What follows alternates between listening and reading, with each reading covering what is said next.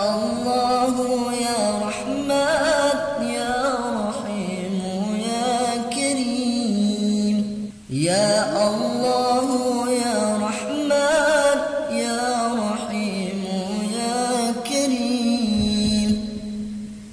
Arfa' ma lana mitra kun fayakun hikam mitra. Arfa' ma lana mitra kun fayakun hikam mitra. Har shay pe dhikri tera la ilaha illallah. Yang kami muliakan guru besar kami Sayyidina Syekh Al-Alim Al-Alhamdulillah Sayyidina Syekh Al-Habib Segaf bin Mahdi bin Syekh Bakar bin Salim, dan juga istri beliau Dr. Hajah Umi Wahidah binti Haji Abdurrahman Habiban Al-Mahbub Al-Habib Muhammad Waliullah, doktor kandidat Magister Agama. Yang kami hormati segenap para tamu rombongan dari BMM Baitul Mal Muamalat Jakarta ya. Ahlan wa sahlan, kami ucapkan selamat datang di Pondok Pesantren Al Ihsanul Iman. Ini yang pertama kali ya Pak, udah pernah sini sebelumnya? Yang Pertama kali ya? Ya alhamdulillah.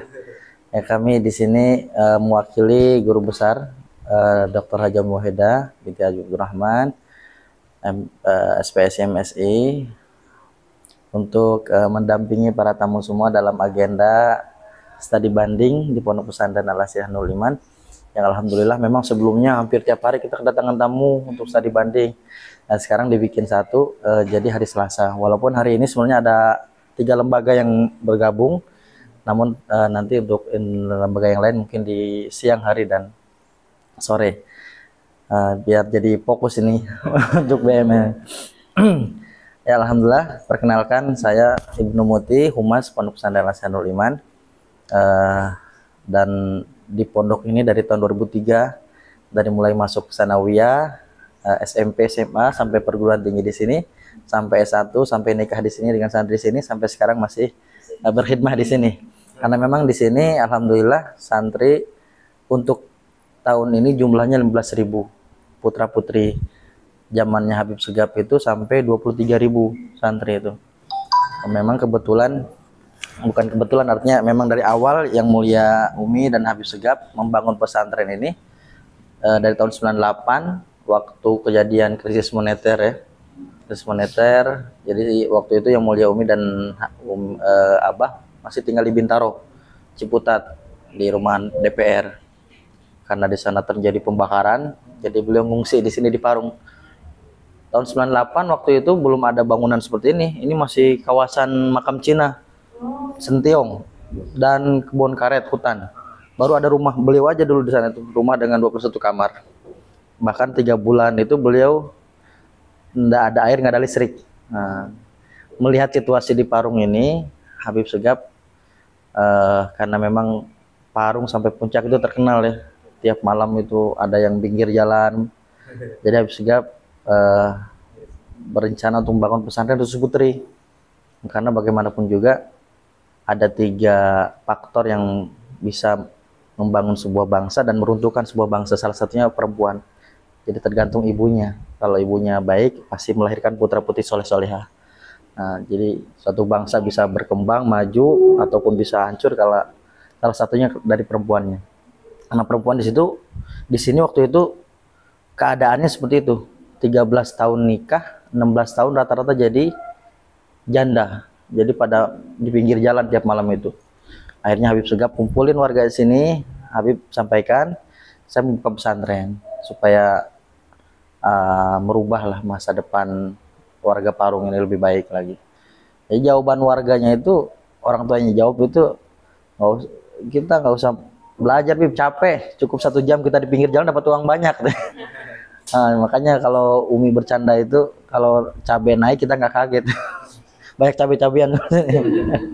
Nah, di situ akhirnya Habib Segaf tetap melanjutkan niat beliau membangun pesantren. Akhirnya tidak putus di situ. Akhirnya beliau tetap buka pesantren untuk umum.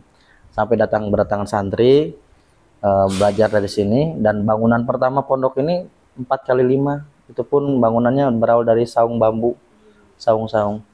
Nah, jadi santri mulai berdatangan dan memang santri-santri pertama itu kebanyakan dari korban GAM, korban Poso, korban tsunami, ada orang kaya dari Aceh itu daripada anak-anak di Aceh ini dimisionariskan pindah ke agama lain, akhirnya dibawa ke sini.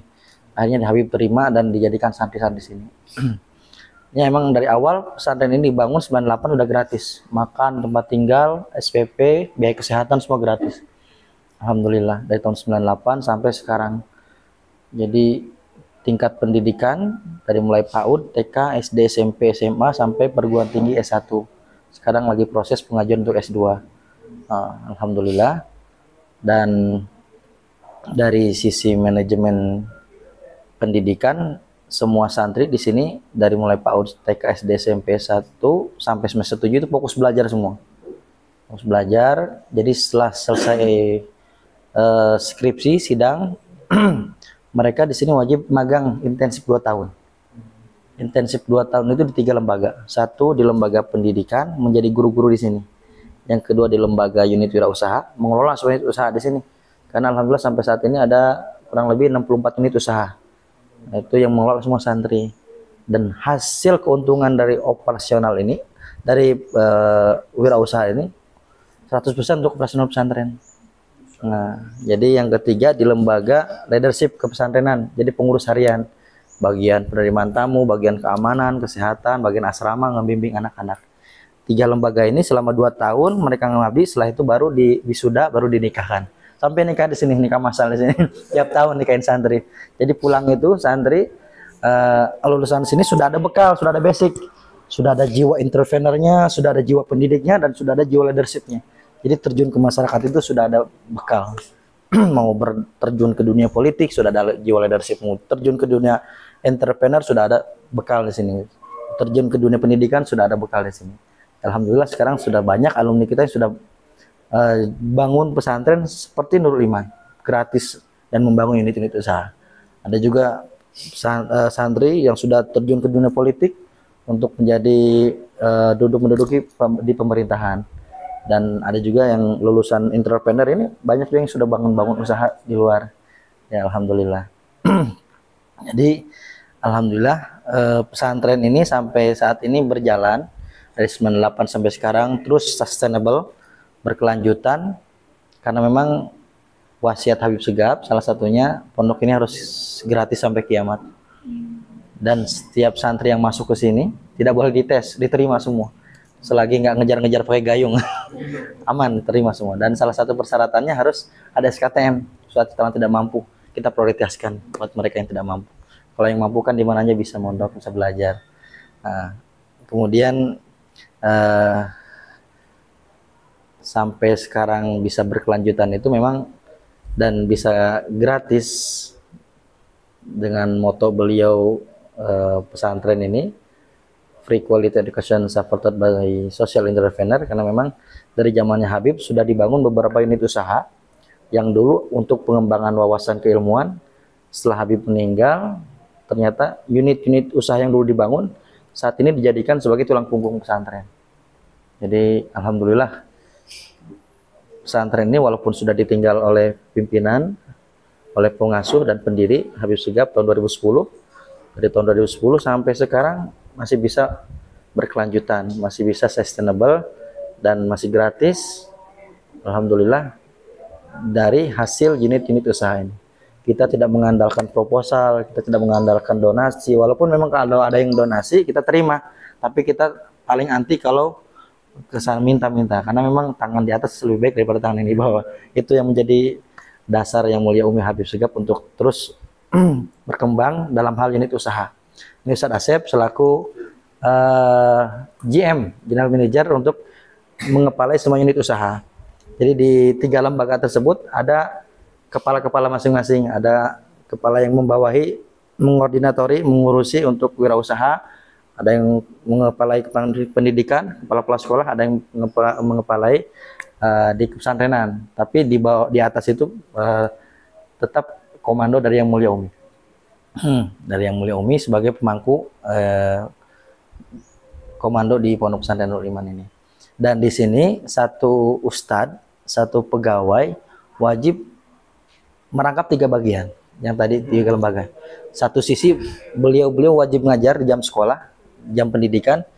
Di satu sisi di luar jam pendidikan mereka wajib membina 2 lembaga tersebut. Satu lembaga pesantrenan untuk mengecek, mengontrol, mengawasi di dunia pesantren.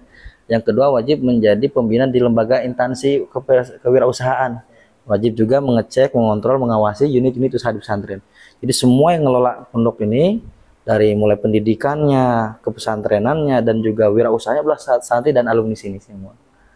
Nah, alhamdulillah produk-produk pesantren juga dikembangkan, dibantu dengan alumni dan wali santri. Jadi kita bikin distributor, reseller daripada alumni dan wali santri yang menjual produk-produk pesantren di wilayah masing-masing sampai ke Jawa Tengah, pengiriman barang-barang produk pesantren. Alhamdulillah. Baik, itu sekilas prolog dari saya untuk sedikit menjelaskan tentang Pondok Pesantren Nurul Iman dari segi pendidikan, pesantrenan, dan juga kewirausahaan. Nah, itu kita langsung survei, ya, melihat langsung, keliling langsung, supaya kita tidak hanya teori, tapi langsung melihat apa yang di lapangan, ya, faktanya. Alangkah lebih baiknya kita awali dengan ucapan doa umul kitab ala hadiniyah wa ala kunniyatin nusaliyah wa ila hadratin nabi sayyidina Muhammad sallallahu alaihi wasallam. Al-Fatihah. A'udzubillahi minasyaitonir rajim. Bismillahirrahmanirrahim. Alhamdulillahirabbil alamin. Arrahmanir rahim. Maliki yaumiddin. Iyyaka na'budu wa iyyaka nasta'in. Ihdinas siratal mustaqim. Shiratal ladzina an'amta 'alaihim ghairil maghdubi 'alaihim waladdallin. Ma'hadil 'asriyah nurul iman.